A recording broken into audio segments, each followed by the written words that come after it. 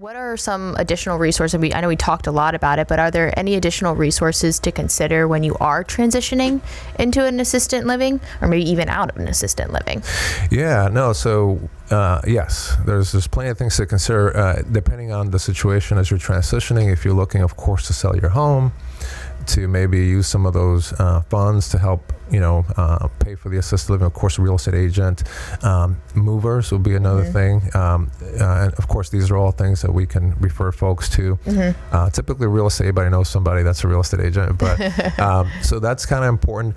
And movers, I'll say this, the majority of the assisted living communities and or memory care communities are unfurnished. So that's important to know.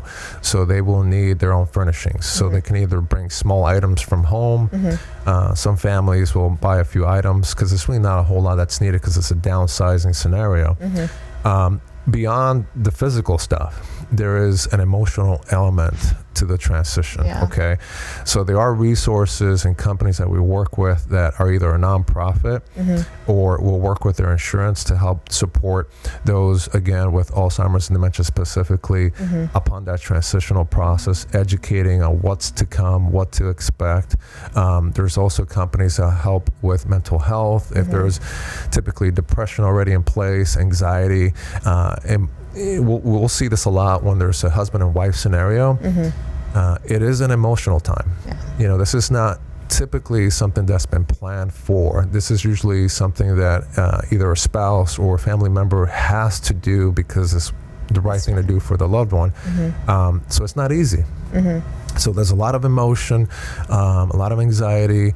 So we'll refer to companies that will go through their insurance and can provide counseling services upon that transition to kind of mitigate some of that anxiety. So that's also important to know. So you're not alone. And again, we can guide folks through that process as well. That's amazing. I mean, what an incredible amount of knowledge I just obtained myself. So watch out, mom and dad. I know what to do now.